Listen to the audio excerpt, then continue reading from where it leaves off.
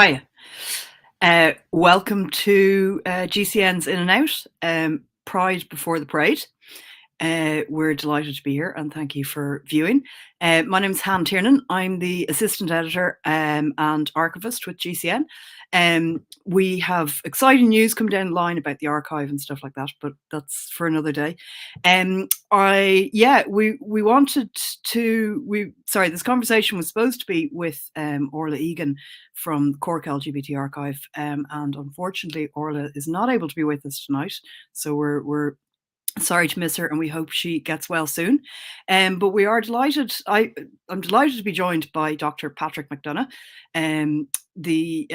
fabulous Patrick Mcdonough, who is the author of a fantastic new book. I have to get this right.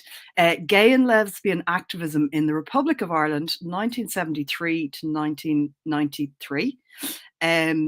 His research primarily focuses on gay and lesbian activism in the latter half of the 20th century in Ireland. He obtained his PhD in history from the European University Institute in 2019. So, hi, Patrick. Thank you for joining us. It's great to be here, and I'm delighted to see you have the book in the background there on display. So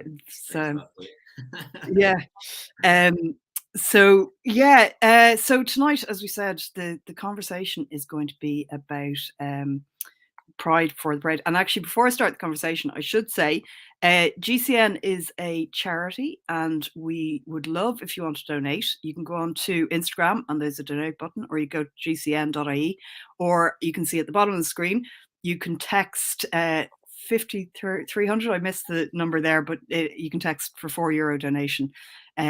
So let's get started on the chat. So I suppose I'm conscious that a number of our viewers obviously will be aware of kind of Irish LGBT history, but also there are a number of our viewers who won't really know much about LGBTQ plus history. So I suppose we'll just start by maybe, Pat, can you talk us through kind of a very, very brief background as to where kind of the Pride movement came from? Yeah, absolutely. And just to wish everyone a happy LGBT or History Month as well. Oh yeah, should have mentioned that as well. Yeah. So it was really Pride has its origins in the Stonewall Riots of 1969. We're probably all familiar with them. Quite an iconic moment when LGBT members, fought back against the police brutality when they raided the Stonewall Inn on Christopher Street. And, I suppose it wasn't the first time that members of the LGBT community had fought back, but it was quite an iconic moment. And a year later, then in 1970, we had the first Gay Pride March to commemorate that moment, and it's spread around the globe pretty much, and it's been celebrated ever since. And it was an important moment to fight back and to move away from the shame which was forced on LGBTQ plus community, and it spread to Ireland then again in the early 1970s. So yeah, it's been around a while, and I think a very significant moment in wider queer history. Yeah, obviously it was a really kind of iconic moment and a real milestone. But I suppose one of the things is that in writing Stonewall into history, we kind of tend to overwrite the previous kind of actions that happened, and there were other kind of protests and demonstrations, obviously, and like that LGBT activism in the US certainly kind of preceded that. And I suppose that's similar kind of context here in Ireland. We've a lot of people tend to consider the 1983 protest march from Liberty Hall to Fairview Park after the verdict of Declan Flynn's murder as Ireland's first Pride March, but in actual fact, it's kind of a misconception. So maybe you could give us kind of a background as to where the kind of origins of modern Irish LGBT activism came from. Yeah, absolutely. So the Fairview Park protest march is, again, it was described at the time, obviously, as the Irish Stonewall. It was a really significant moment. And it was, again, I suppose, a moment where the gay community here, fought back against the brutality that was that they were subjected to. And as a result of that, I suppose it has been seen as the first gay pride. This was the first time that a parade, as we know it, a gay pride parade took place. But really, it's going back to 1974 when gay pride was first marked in the Republic of Ireland. A very small protest outside the Department of Justice, but again, a very significant moment. And up until 1983, Pride was marked, and I think we'll discuss that later on, in a myriad of different ways. And you know, that protest outside the Department of Justice really, I suppose, was the forerunner, the precursor to the rise of a more visible gay rights movement in Ireland. A few days later, the Irish gay rights movement is established. So yeah, back to 1974. Yeah. Well, it's interesting as well, just to note. I mean, as you say, like the Fairview protest was kind of seminal in Irish history, and also to say that it's something that a lot of people don't recognise, was that it was equally about violence against women as much as it was about the LGBT community, and it really consolidated a lot of the kind of civil rights activism and also trade union support, and the kind of Women's Council and other kind of feminist organizations that actually supported the march. And it's something, again, that kind of tends to be overwritten in history. But just going back to the 1974 demonstration, say we actually have some photographs. So Alice, who's our fantastic in and out coordinator, so here we have the slide. So maybe, do you want to just talk us through this a little bit? Yeah, I mean, I think this is just a wonderful photo, and again, it's quite iconic, or it should be quite iconic. So this is outside the Department of Justice on Stephen's Green, the 27th of June 1974. And just to give a bit of context before the actual protest itself, it was organised by a group known as the Sexual Liberation Movement, which was founded in November 1973. It followed a conference which was organised in Coleraine that same month, which looked at the issue of sexuality in Ireland, a significant moment, and really this was sparked the rise of a focus on gay rights on the island of Ireland. So the Sexual Liberation Movement emerged in Trinity College in November 1973, a relatively small group, and they weren't specifically gay rights organisation. They were fighting for, with access to contraceptives as well. Based in Trinity College Dublin, they're probably most well known for organising the first symposium on homosexuality in February 1974 at Trinity College Dublin. A huge event really for the time. Over 300 people attended from throughout Ireland, and some individuals from Great Britain as well. And it's within that context that this particular protest takes place. And it's worth mentioning, and I suppose noting the important role that international gay rights organisations played in the early days of the rise of a gay rights movement in Ireland. I was fortunate to come across the Sexual Liberation Movement archive late last year. A guy called Peter Bradley, who's a founding member, has some really wonderful material about the Sexual Liberation Movement, and he had a kind of a notice about the protest. And how it came about that year was that there was a meeting in England, and a Norwegian gay rights activist suggested that, the 27th of June 1974 should be dedicated to the situation facing the homosexual community in Ireland. And that was passed at a conference organised with the Campaign for Homosexual Equality. So June 27th, 1974, then international gay organisations spotlight the situation in Ireland.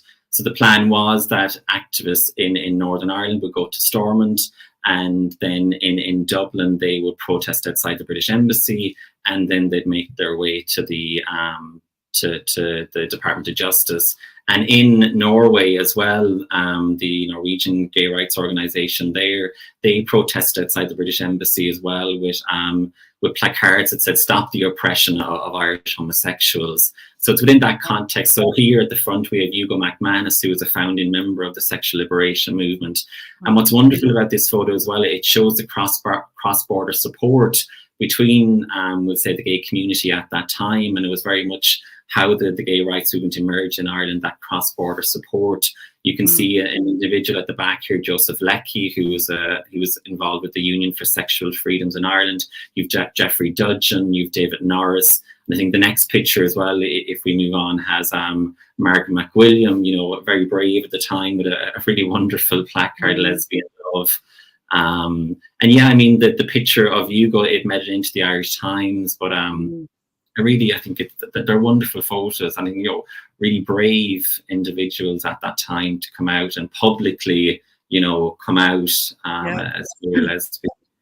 Yeah, I suppose again, it's important to kind of contextualize that, homosexuality had been decriminalized in the UK in '67, but wasn't actually decriminalized here until 1993.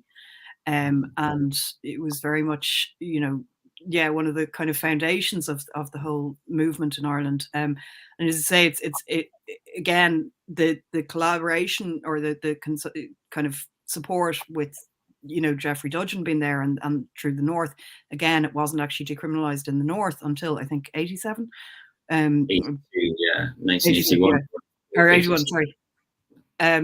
But yeah, so again, it's kind of important for people to be aware of that context. And I suppose I've never asked the question, but I suppose that was presumably why they marched or why they were demonstrating outside the British Embassy initially, and obviously, understandably, the Department of Justice but I presume the British Embassy was kind of linked into that.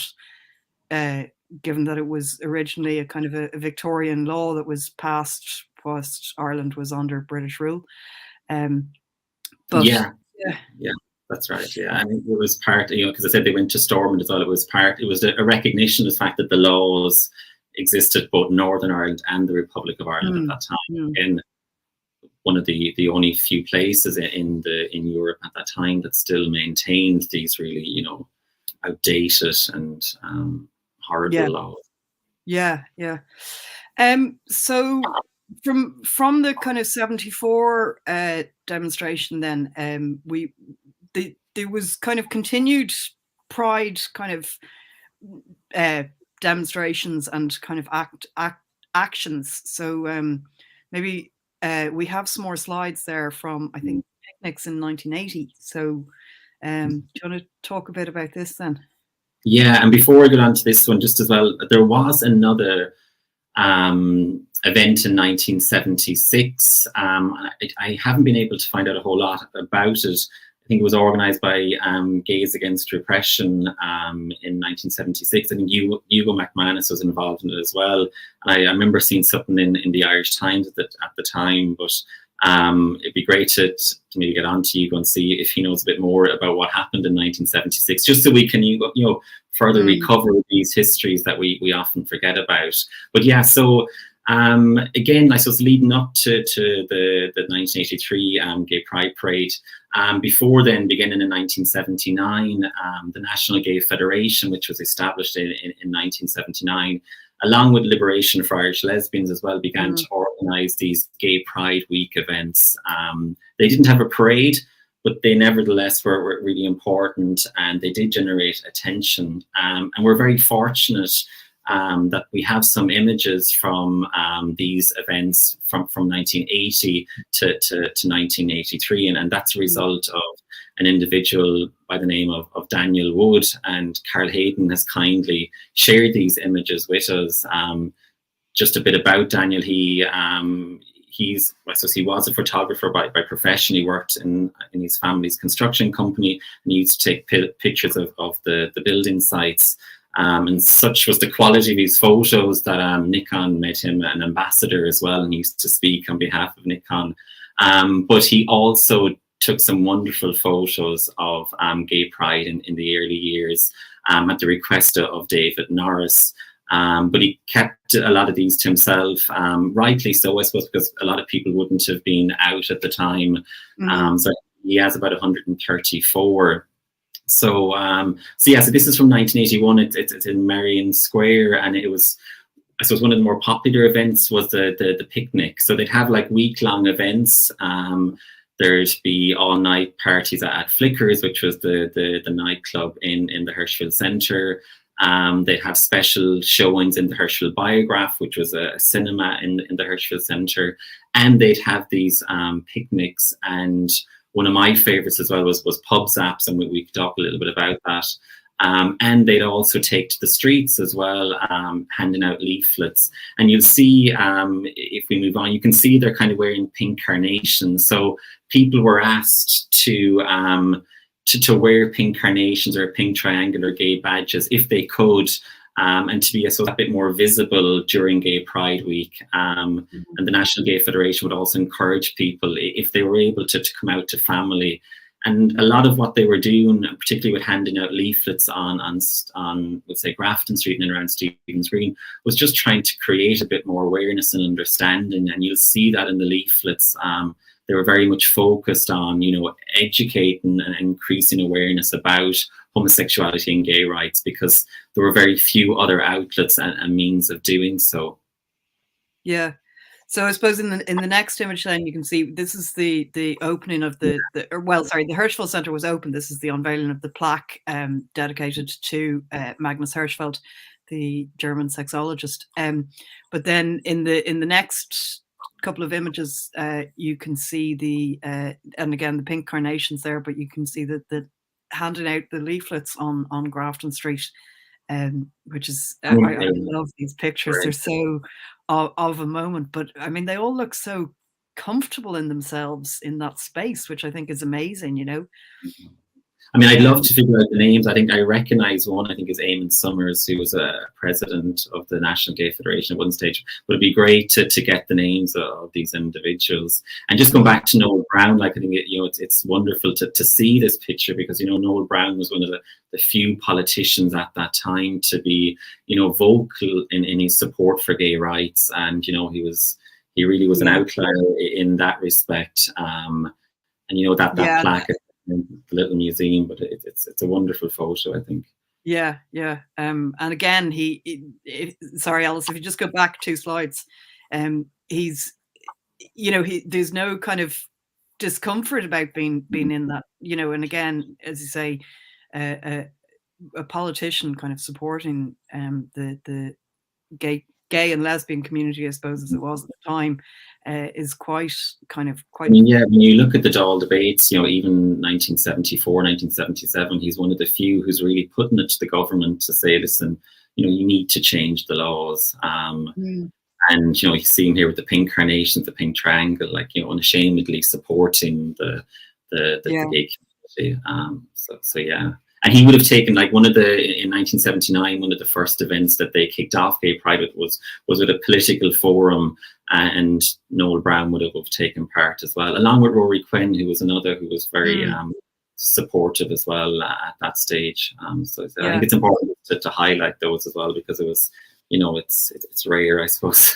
Yeah. There was Well, I'm quite aware that we're kind of focusing very much on Dublin, and we also, there was obviously stuff happening in Cork and in Galway. So yeah, we have photographs here. Yeah, I love this, the photograph from the Cummer Mountains. So maybe you could talk us through this a bit.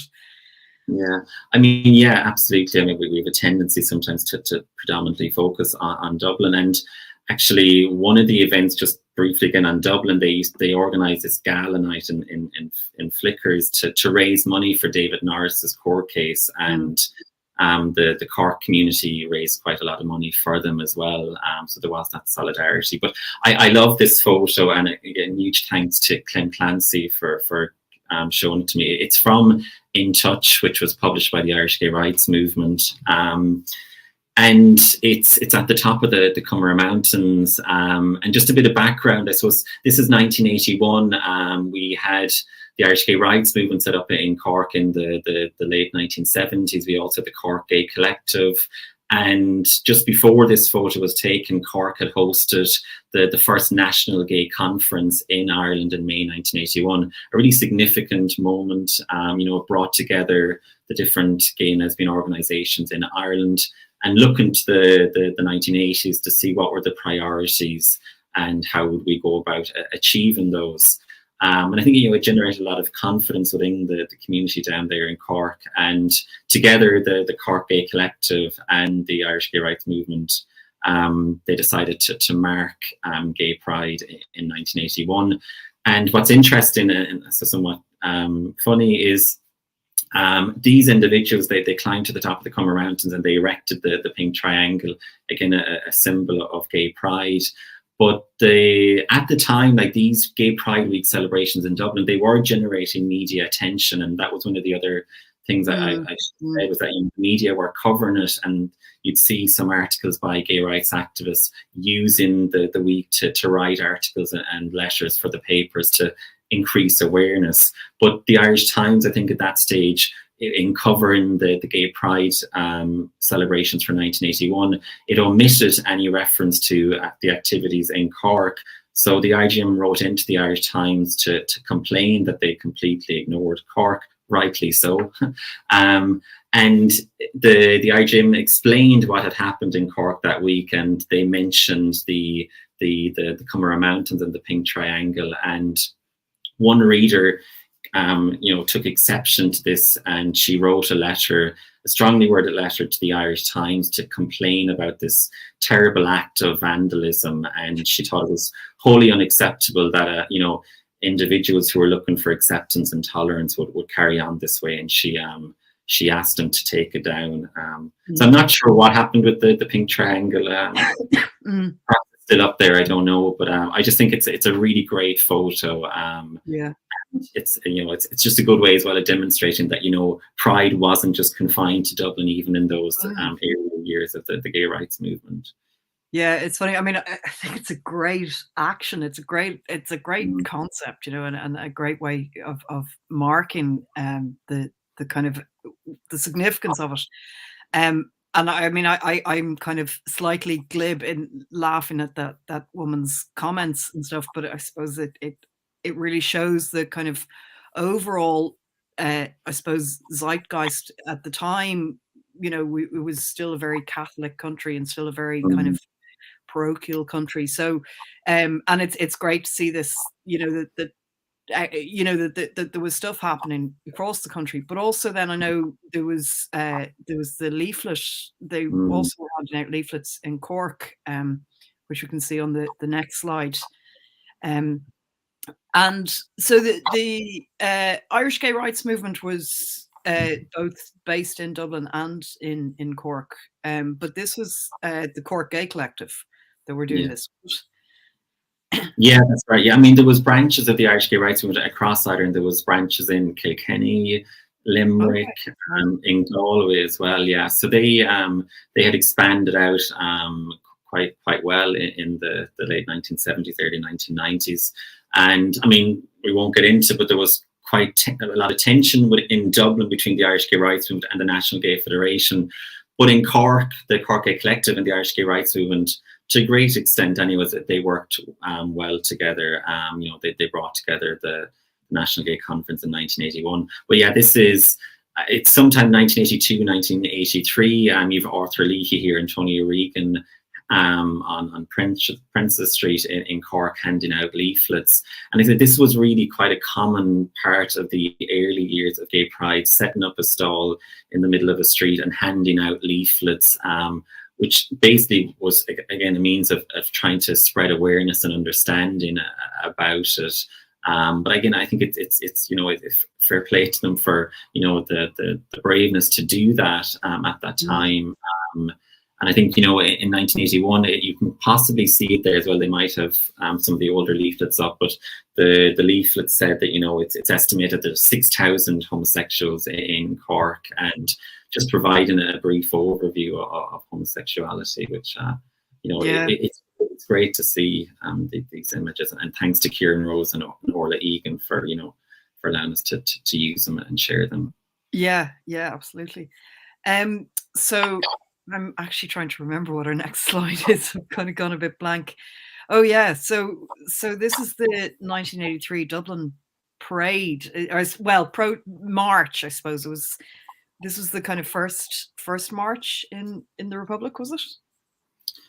Yeah, well, actually, I was doing a bit of reading and something that I missed myself. So I suppose, and technically, you could say there was a march of sorts before this one in 1983, going back to 1982.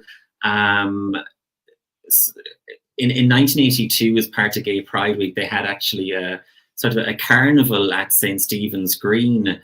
And that same year as well, in 1982, they unveiled a pink triangle outside the Hirschfeld Centre, and they also made a banner which said Gay Pride 1982, and that was put up outside the Hirschfeld Centre for the week. But on the Saturday of 1982, June 1982, when they had the carnival, they brought the banner from the Hirschfeld Centre to Stephen's Green, and they actually marched around Stephen's Green with the Gay Pride 1982 banner. So they might say, well, actually, that was technically a march. We went the whole way around Stephen's Green, yeah. So they can probably lay claim to the very first march as such. But really, I suppose 1983 is accepted as really the first kind of proper as such Gay Pride protest march. June 1983, there's about 200 people there. And as we were saying, it's on it's taken place after the Fairview Park protest march, which took place in March of that year, following the horrific killing of Declan Flynn. And it's a really, I suppose, pivotal moment in terms of really taking to the streets in such vast numbers. They began at Stephen's Green and they made their way up to the GPO. They took over a stand there as well, actually was set up for another event. And Tony Walsh and Eamon Summers and Johnny Crone, who was a member of Liberation for Irish Lesbians, addressed the crowd. But again, a really wonderful picture. And again, I suppose just the bravery of those. And I was reading as well, Izzy Kazikami, she did an interview with Edmund Lynch, and she recalls that in 1983 that somebody, I think, put some pink dye into some fountain and it went pink. So it sounded like quite a wonderful moment. And Tony Walsh, he's got some lovely memories, just that the pride when he thinks back to this particular march. It's quite moving listening to him and how he talks about that moment in 1983. Yeah, absolutely.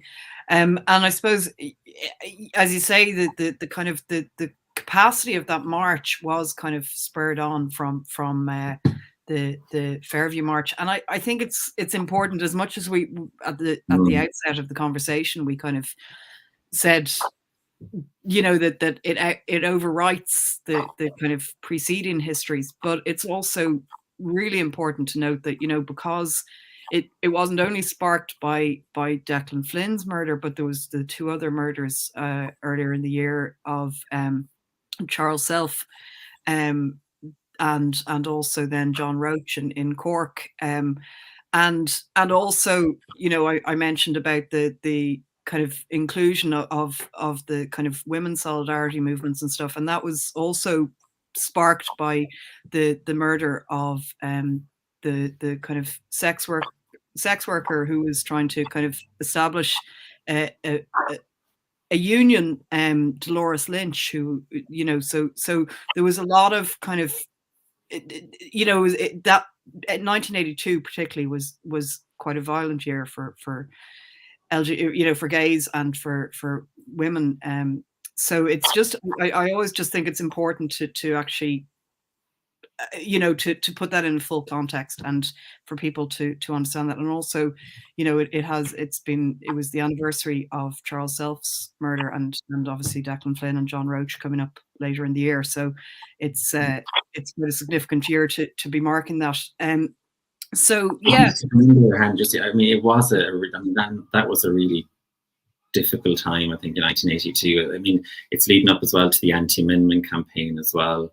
And one of the things that's, and often as well ignored, is the King Kora buys home scandal as well. In Belfast was emerging at that time, where there was child abuse committed, and again it was that the gay community was being scapegoated by that, and there was a fear that there'd be a mass, we'll say, firing or dismissal of members of the gay community.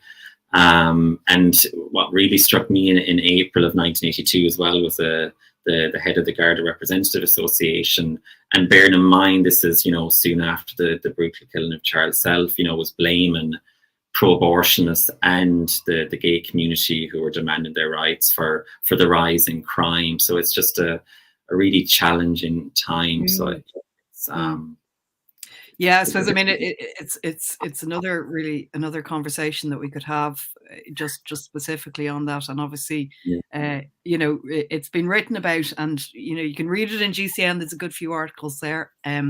But I suppose, so going from 83, like there was a real push, certainly the Dublin parades kind of, or protests, continued then through 84 and 85, but they kind of petered out around kind of 85, 86. And what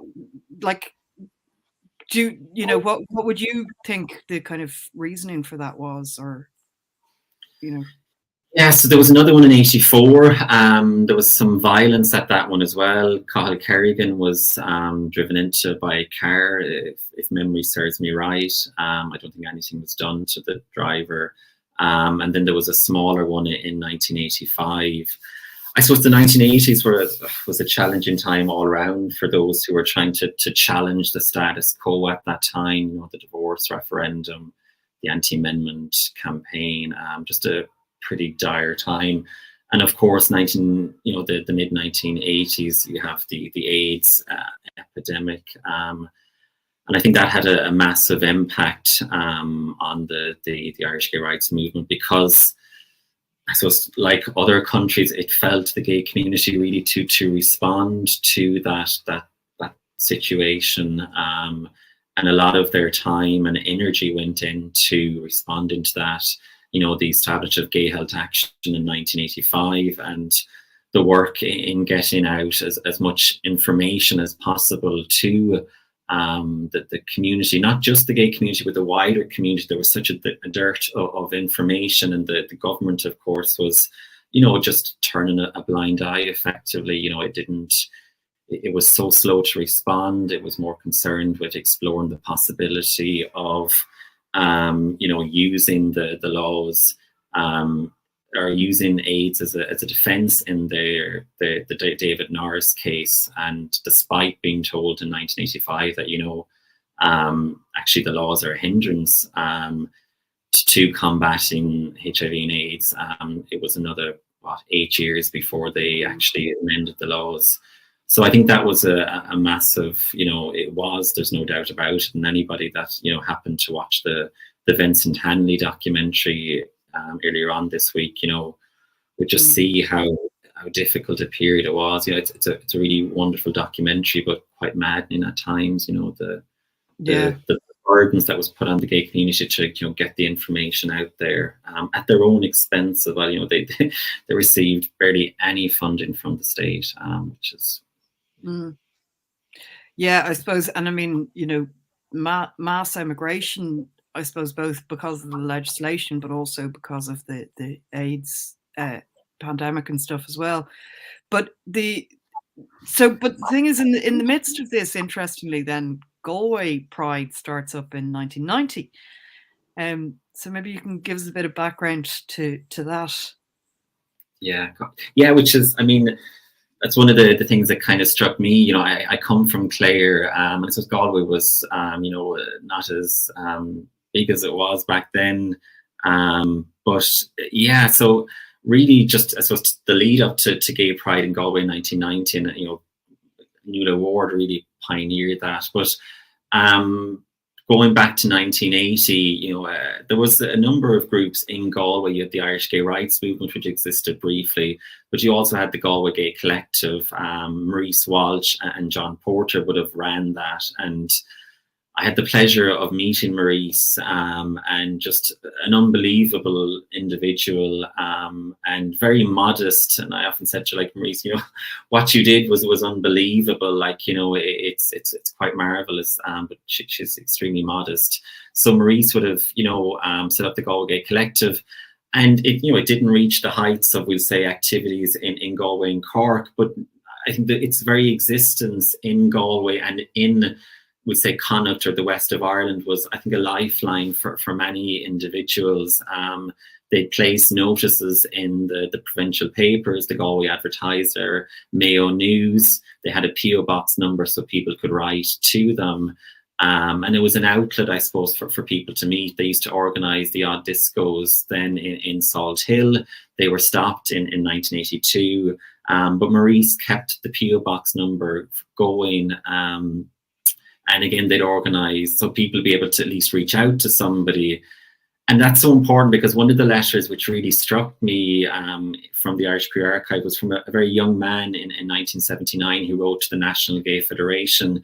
He was from Galway, he was 18, and he was hoping to meet somebody in Galway, but at that time the National Gay Federation didn't have anybody, and they recommended a priest who was sympathetic.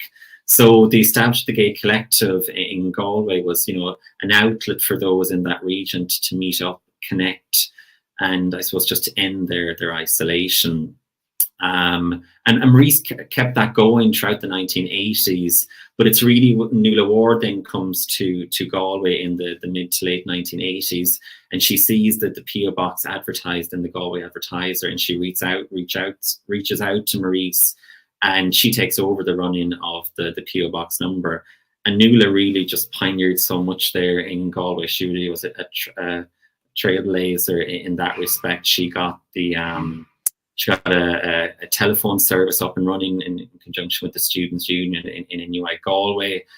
And what was really remarkable for me was in 1998, they received an award as well from the Patrick Mcdonough Community Centre, an Achievement Award, which, to my knowledge, one of the first times that a gay organisation received an award by, somebody outside the gay community. But Nuala was very keen to organise a gay pride, and she thought about it in a few years earlier, but there was nobody really to go with her. But in 1990, two of her straight friends said, "Listen, if you want to do this, we'll march with you." So Nuala got working on that. She sent a letter, she said, to Mill Street Garda Station saying, "Listen, I'm planning on doing a march." They didn't really, pay much attention. And then she went on Galway Bay FM as well to promote it. And there was an article in the Galway Advertiser as well. So on the day then, there was about 15 people marched, and they had made a banner which said Galway Gay Pride. And they also made a giant pink carnation. And there's a lovely story behind this. So obviously pink carnations were a sign or a symbol of gay pride. But Nuala Ward said that another reason that they did that in 1990 was to pay tribute to Maurice Walsh. Because according to Nuala Ward, in the late 1970s and early 1980s, Maurice used to put on a pink carnation and walk up and down Chop Street, just to see if anyone might cop what the pink carnation was. But people used to say to her, "Oh, were you at a wedding?"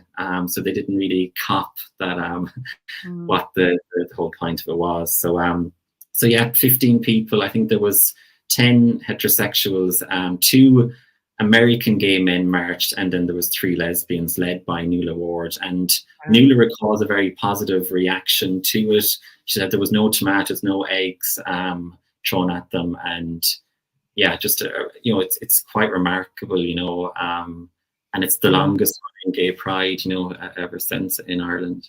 Yeah, it's fantastic. And I mean, you talk about, like, we looked, unfortunately we don't have photographs of the Galway Pride, but you look at the likes of the leaflet handouts that we were talking about earlier, and talking about the bravery of people standing out like that. But again, for 15 people, 10 of whom are heterosexual, to march in gay pride is quite amazing. And yeah, absolutely 100%. We owe a debt of gratitude to all those who went ahead of us. and paved the way for where we were at. So I suppose then, kind of looking forward to kind of back to kind of to Dublin. So the parades were kind of reinstated here in '92. And can you give us an idea of kind of how that came about? Yeah, well, I was reading a bit of an interview that Izzy gave, and I suppose the wider context at that time, obviously Galway started with their parade in 1990, Belfast in 1991, they organised their, I think, first gay pride. And I think a big moment, and something we probably shouldn't forget as well, is, you know, what's happened in New York as well, you know, ILGO and the whole thing around St. Patrick's Day, that's kicking off. And in 1992, the Cork lesbian group, you know, they put in a request to march in the St. Patrick's Day parade in March 1992. And, you know, that was the first time in the Republic, at least, that any gay group had marched in a St. Patrick's Day parade.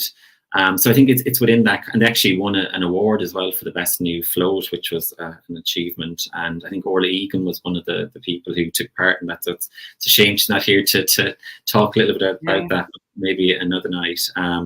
So I suppose it's within that context. Then Izzy was saying that, you know, they were looking at the fact they did it in Galway, did it in Belfast. So they thought, you know, let's get things back up going again in Dublin. So that started back in 1992 then, and I don't know the numbers, it might have been 400 or so, but, you know, it's grown from strength to strength. And yeah, so I suppose that's the wider context of it. It's re-emergence.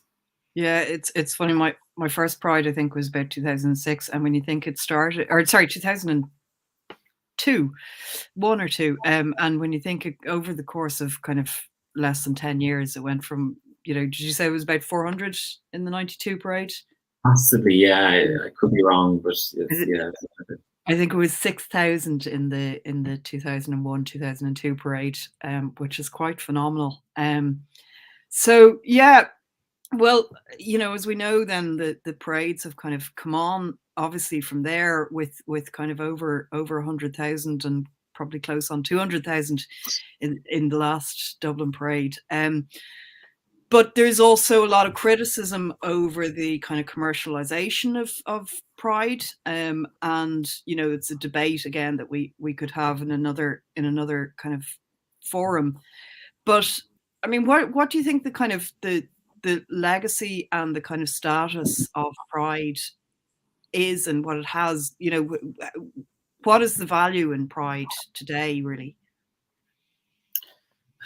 God, we could talk about even in that one. Big question.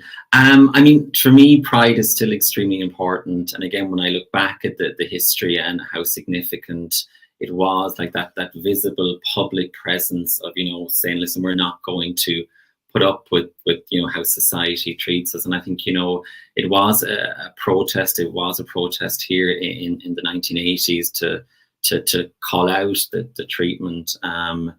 And listen, I get the criticisms, you know, there's merit there to them, but you know, it's important that I think it is an important moment that, you know, we can highlight the many other issues that still remain. I think for me, that's probably one of the things that we need to remember about Pride is, you know, we shouldn't be complacent, you know, and I think it's an important point that we still highlight that there's a lot still to be done. And that's one of the things that struck me, I suppose, most, is that issue of complacency. You know, if you look back to the early 1990s when, you know, activists were putting pressure on the government to amend the laws around homosexuality, they looked to Poland. They called on the government to look to the example of Poland, good Catholic Poland. They'd elected a pope, and they didn't have laws criminalising sexual activity between males. So back in the early 1990s, Irish acts were looking to Poland, and you see the way the situation is now today. So I think, you know, Pride is, to me, still very important. It's that visible, you know, presence in the streets, and you know, we need to, you know. And again, so we need the allies as well. You know, I mean, you look back to 1990 in Galway and the important role that the straight community played there as well. So, yeah. Yeah, and I suppose, you know, one of the arguments I've always made in favor, and I'm kind of on the fence one way or another about the commercialization, but one of the arguments I have made in favor of it is the visibility. And as you say, in the past, we would have looked to Poland, but I suppose, you know, particularly since 2015, with obviously the marriage referendum, but also with the passing of the Gender Recognition Act in 2015, which a lot of people kind of overlook.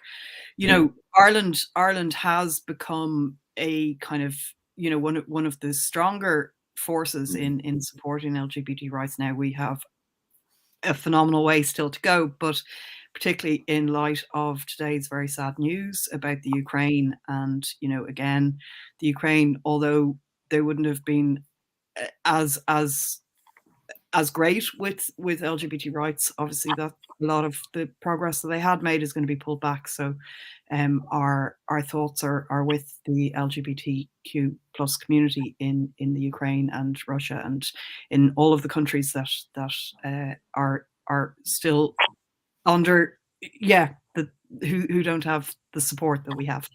So, and excuse me for getting slightly emotional about that. So yeah, I suppose we will probably wrap it up on that note.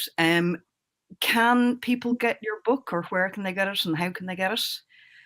They can, yeah. If they get on to me, it's available on Amazon and bloomsbury.com. But maybe we can put something in the comment where people can get a discount code.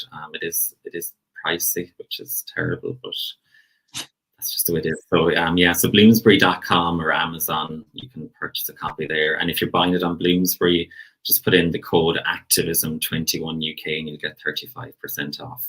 Failing that, just reach out to me, Patrick Mcdonough, on Twitter or Facebook, and we'll get you. Brilliant, and thank you for your fantastic work, because it's really invaluable to be recording these histories and to be reminding people of what, you know, how our community was formed and where our rights have come from. So yeah, and again, I will say, please donate to GCN. We have been going for 34 years, and we are kind of, we're here to support the community, and we have been kind of documenting the community's history for all of those years, and we're very proud of the magazine, and we would like you to continue to support us. And thank you for anybody who has, and thank you for viewing.